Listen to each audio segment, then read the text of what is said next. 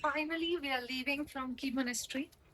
बहुत अच्छा था, मजा किया एंड सब कुछ करने के बाद finally wrap up with all my luggage, all my stuff, heading towards Kaza. Signing off. Bye bye.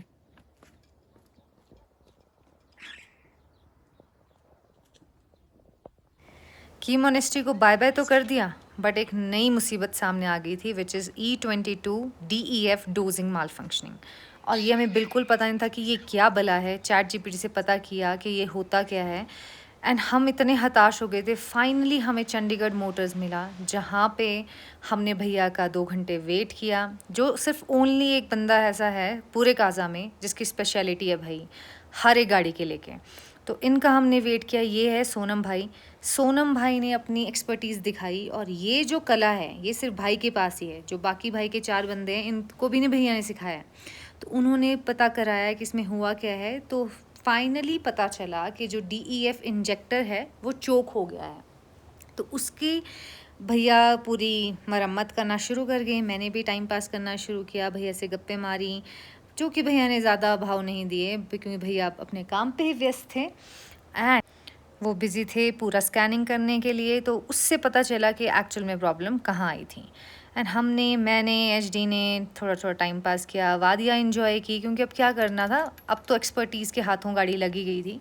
तो भैया ने इसको ऑपरेशन करना शुरू किया। सारे जो पार्ट DEF जो इंजेक्टर था उसको खोल के पता चला कि वो असली में ब्लॉक था। ये देखो भैया ने बहुत अच्छे से दिखाया कि किस तरह से इसका अपर वाला पार्ट, लोअर वाला पार्ट पूरा ब्लॉक था, तो उसने काम कैसे करना था।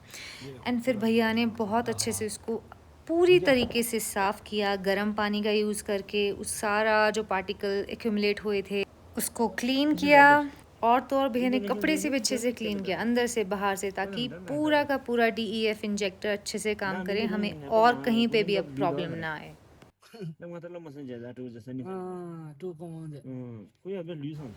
गाड़ी ठीक हो गई, और जो खुशी हमारे चेहरे पे उसके बाद थी, इट वाज अनमैचेबल। इतने खुश हम, और मज़े से मस्ती करते हुए, बिल्कुल टेंशन फ्री होते हुए हमने अपना रूम फाइंड आउट किया और अच्छे से रूम में चेक इन किया, जहाँ से काजा का फुल पावर व्यू था। और ये रहा कुछ मेरे रूम का व्यू। बहुत सुंदर रूम, अच्छा सा सीलिंग, सब कुछ एकदम परफेक्ट था। और फिर हम हैं तो दिल से देशी ही, तो देशी लोगों ने क्या ऑर्डर किया होगा? चाय पकौड़े। तो फाइनली मसाला चाय 1.5 घंटे के वेट के बाद। It's okay. इतना पेशेंस चाहिए होती है रिमोट एरियाज में। सो अब मैं अपनी मसाला चाय पीऊंगी एंड पकौड़ेस। भाई मसाला चाय की बात ही कुछ अलग है। Too good.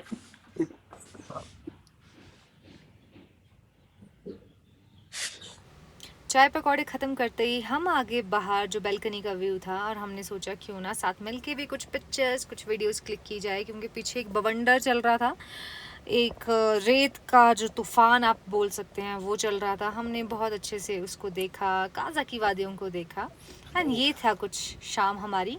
एंड शाम होते ही हम लोग निकल गए काजा की मार्केट एक्सप्लोर करने के लिए। HD एकदम टिप टॉप होके, मैं भी एकदम टिप टॉप नहा धो के तैयार होके हम चले गए काजा की स्ट्रीट्स को एक्सप्लोर करने के लिए।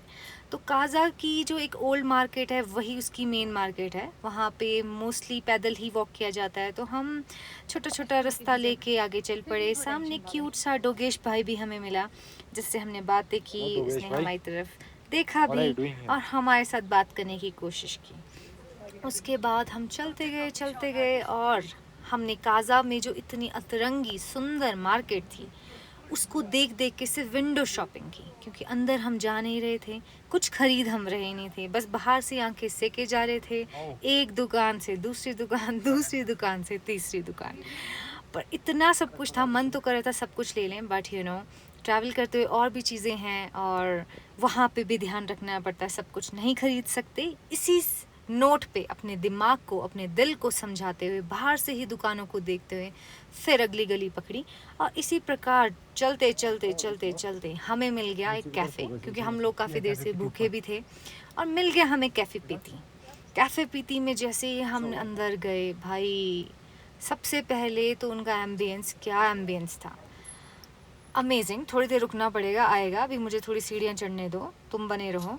ये देख लो, ओपन था, बहुत सारी उनकी स्पेशलिटी थी। और यहाँ से सीधे 1 2 3 4 5 6 7 8 9 10 नहीं आई अभी तक, 11 12 13 14 15 16 17 18 and finally 1 more second, 2 more second and ये रहा पिती कैफ़े का एम्बियंस। भाई ट्रैवलर्स के लिए एक तो बुक्स यहाँ पे दुनिया भर की, बैठने के लिए इतना सही, इनफैक्ट फूड भी मुझे इतना अमेजिंग लगा। ये भैया ये नेपाल से थे, हमने थोड़ी सी इनसे भी गप्पे मारी और देख लो पूरा यहाँ से काजा की सुंदर मैजेस्टिक ये जो पहाड़ हैं उनके नज़ारे थे। आते ही मैंने सबसे पहले एक मीठा मीठा डेजर्ट अपना क्या बोलते हैं इसको, यस बिस्कॉफ चीज़ केक, और भी बहुत सारी चीज़ें हमने खाई और इसी तरीके से हमारी ये शाम यहाँ ख़त्म हुई। तो एचटी के सुंदर दांतों को देखते देखते आप इस ब्लॉग को एंड करते हैं। Bye bye.